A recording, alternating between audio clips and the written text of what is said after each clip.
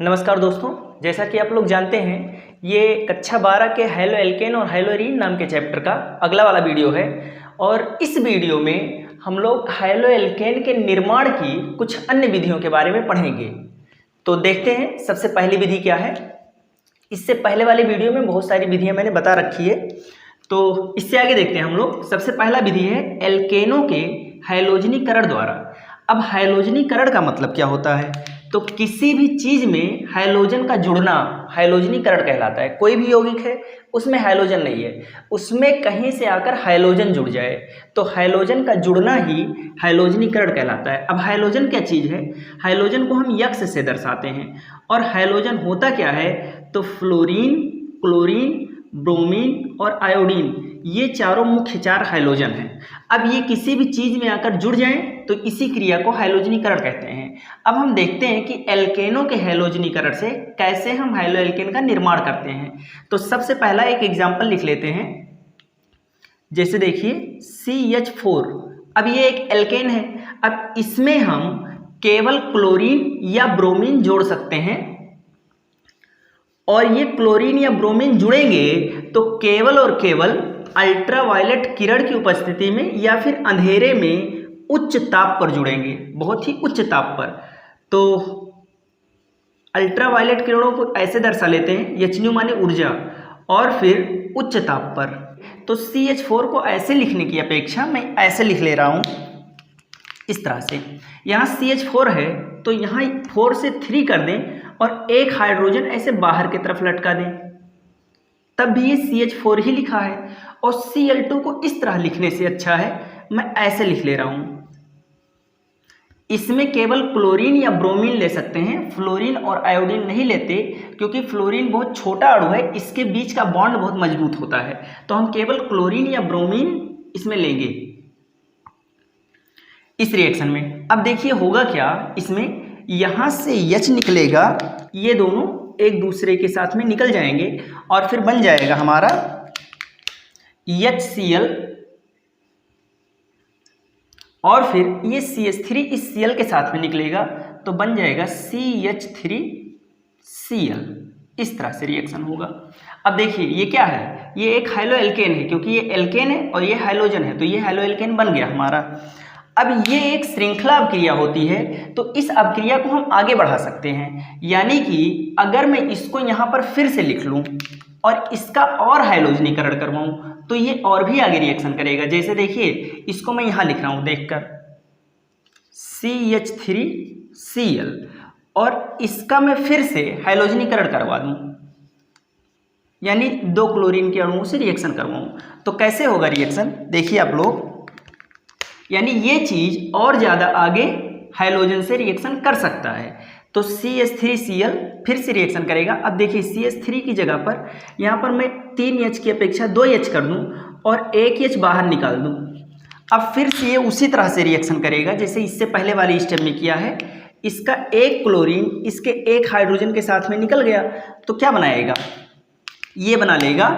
H के साथ में Cl निकला तो क्या बना, HCl बना, और इसका CH2 था Cl, अब एक Cl इसमें और आ गया तो बन गया CH2 और 2 Cl हो गए तो 2 Cl Cl2, इस तरह से बना। और ये चीज और भी आगे आकर रिएक्शन कर सकता है। देखिए अगला स्टेप में क्या होगा, इसको मैं यहाँ लिखता हूँ, इस चीज को मैं आगे अभिकारक के रूप में लेता हूँ। तो देखिए यहाँ 2H की अपेक्षा मैं 1H लिखता हूँ और 1H को थोड़ा सा बाहर कर लेता हूँ। अब होगा क्या, फिर से इसका एक हाइड्रोजन इसके एक क्लोरीन के साथ में निकल जाएगा। अब निकलेगा तो क्या बनाएगा, तो फिर से वही से HCl का निर्माण हुआ, HCl का निर्माण हुआ, और CH और Cl एक और आके जुड़ गया, एक Cl और आके जुड़ गया तो बन गया CH Cl3, और ये बन गया क्लोरोफार्म। और ये आपके सिलेबस में एक महत्वपूर्ण यौगिक है, इसके बारे में आपको विस्तार से पढ़ना है। तो इस रिएक्शन को हम क्लोरोफार्म बनाने की विधि में भी ले जाकर लिख सकते हैं। तो क्लोरोफार्म यहाँ पर बना है, तो ये वैसे ही मोस्ट इंपॉर्टेंट रिएक्शन हो गया।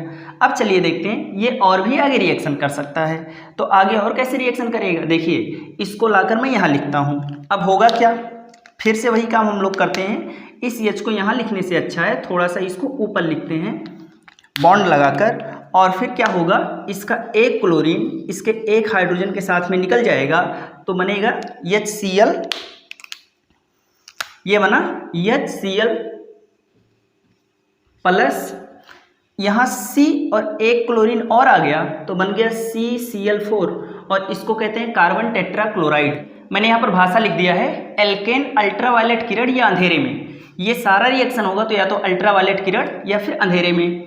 क्लोरीन या ब्रोमीन से उच्च ताप पर, ये बहुत ही उच्च ताप पर रिएक्शन होता है, और ये क्या देता है, तो हेलो एल्केन, संगत हेलो एल्केन देता है।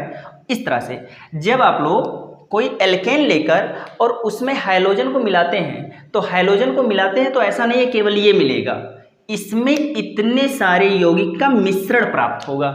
जब आप लोग एल्केन का हाइड्रोजनीकरण करवाएंगे तो केवल ये नहीं बनेगा, जैसे इसमें इसको मिला दिए तो इसमें ये मिलकर ये बना, और इससे फिर से ये चीज़ जो आपने मिलाया है इससे फिर रिएक्शन करके ये भी बनेगा, फिर ये भी बनेगा, फिर ये भी बनेगा, तो इन चारों का हमें मिश्रण प्राप्त होगा एल्केनों के हाइड्रोजनीकरण में। और आप लोग स्क्रीनशॉट लीजिए, मैंने भाषा भी लिख दिया है।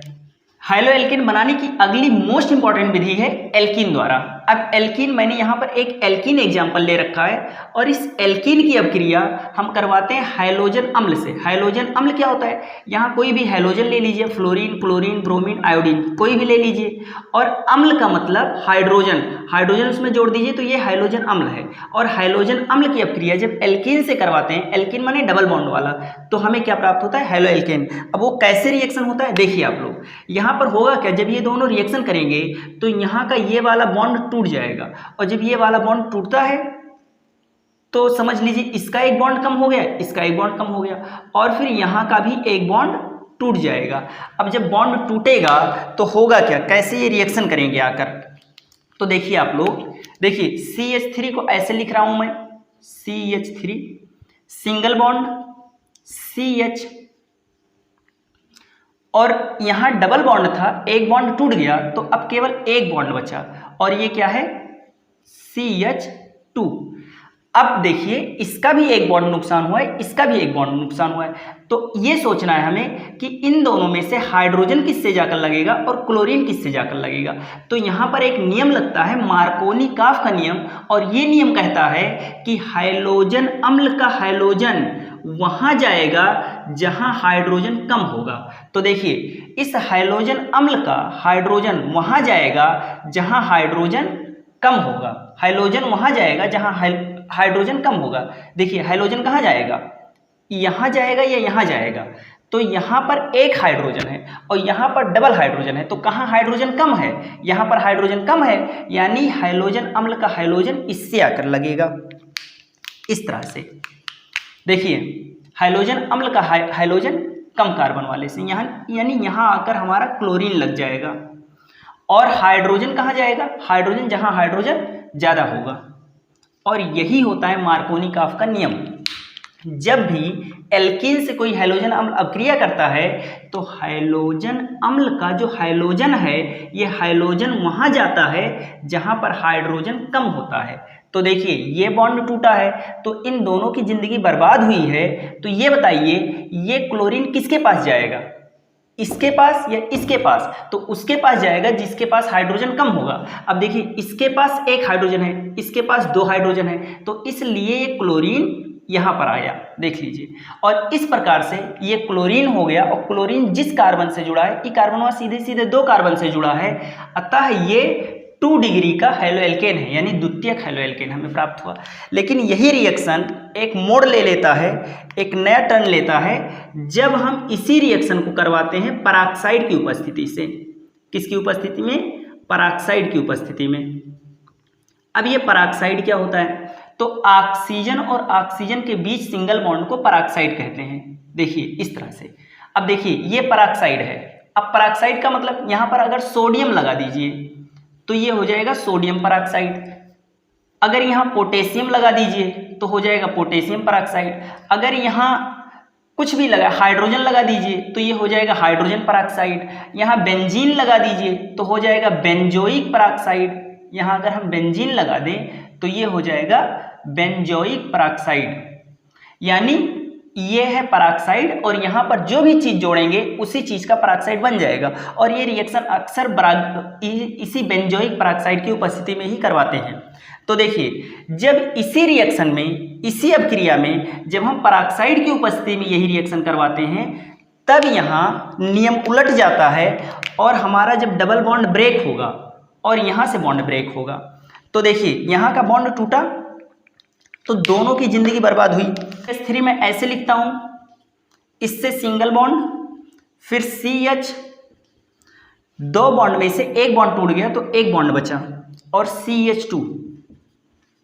अब हमें ये सोचना है कि अब की बार क्लोरीन कहाँ जाएगा। तो जब पराक्साइड की उपस्थिति ले लेंगे तो जो मार्कोनिकॉफ का नियम था वो नियम उलट जाएगा और यहाँ लगना शुरू हो जाएगा प्रति मार्कोनिकॉफ का नियम। और प्रति मार्कोनिकॉफ का नियम क्या है? मार्कोनिकॉफ के नियम का जस्ट उल्टा नियम है। मैंने लिख दिया है, भाषा आप लोग पढ़िएगा। देखिए, यहाँ पर क्लोरीन कहाँ जाता था? क्लोरीन वहाँ जाता था जहाँ H कम होता था। यहाँ पर क्लोरीन कहाँ जाएगा? जहाँ पर H ज़्यादा होगा। अर्थात यहाँ पर जो क्लोरीन है हमारा, वो क्लोरीन इसके पास आएगा और हाइड्रोजन जहाँ पर हाइड्रोजन कम है वहाँ पर जाएगा। और इस प्रभाव को हम लोग पराक्साइड प्रभाव कहते हैं या फिर खैरास प्रभाव भी कहते हैं। तो इसे हम पराक्साइड प्रभाव या खैरास प्रभाव भी कहते हैं। तो आप लोग स्क्रीनशॉट लीजिए, भाषा मैंने लिख दिया है। हम लोग हेलो एल्केन बनाने की अगली वाली विधि पढ़ते हैं। हेलो एल्केन बनाने की अगली विधि है, हम लोग ईथर से हेलो एल्केन का निर्माण करते हैं। अब सबसे पहले समझिए आप लोग ईथर क्या चीज होता है। तो ईथर क्या चीज है? देखिए, बीच में ऑक्सीजन रहे और इधर से एक एल्किल समूह रहे और इधर से एक एल्किल समूह रहे।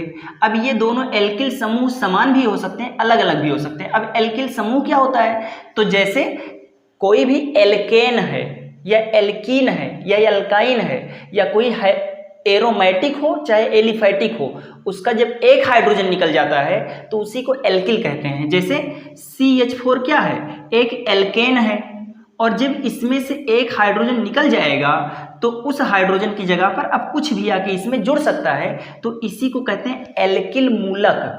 तो एल्किल मूलक कोई भी लिख दीजिए यहाँ पर। तो बीच में ऑक्सीजन हो और दोनों साइड से कोई भी एल्किल मूलक हो, फॉर एग्जाम्पल जैसे CH3, और इधर समान भी हो सकता है, अलग अलग भी हो सकता है, C2H5। तो हम इसको क्या कहते हैं? इसको कहते हैं ईथर। बीच में ऑक्सीजन और दोनों तरफ एल्किल मूलक, तो इसको हम ईथर कहते हैं। अब हम इस ईथर द्वारा हेलो एल्केन बनाते हैं। तो देखिए, ईथर का क्या है? बीच में ऑक्सीजन हो और इधर एक एल्किल मूलक हो। अब देखिए, मैं C2H5 ले रहा हूं और इधर भी C2H5 ले रहा हूं, सम्मित ईथर। और इसमें हम डालेंगे या तो PCl5 डाल दीजिए या PBr5 डाल दीजिए। अगर Br डाल देंगे तो हेलो एल्केन का ब्रोमो वाला मिल जाएगा, और अगर PCl5 डालेंगे तो क्लोरो वाला उत्पाद मिल जाएगा हमें। तो चलिए हम PCl5 पर देखते हैं। अब इस रिएक्शन को समझाने के लिए मैं यहाँ पर थोड़ा सा वो लिख देता हूँ, इसका स्ट्रक्चर, तो समझ में आएगा क्लियर। देखिए, इस ऑक्सीजन को मैं बीच में लिख देता हूँ। C2H5 दो अणु लगे हैं इससे, तो एक C2H5 मैं यहाँ लगा देता हूँ और एक C2H5 मैं यहाँ लगा देता हूँ। तो मैंने ईथर को इस तरह से लिख दिया, इसमें कोई दिक्कत नहीं है। ऑक्सीजन से दो ये जुड़े हैं, यहाँ भी दो जुड़े हैं। और PCl5 को मैं लिख लेता हूँ इस तरह से, P से 5 Cl जुड़े हैं, 1 Cl, 2 Cl, 3 Cl, 4 Cl, 5 Cl, इस तरह से जुड़े हैं। अब आप एक काम कीजिए, यहाँ से इसको सीधे ऐसे काट दीजिए। अब देखिए क्या बना, सॉरी एक क्लोरीन इधर रहेगा।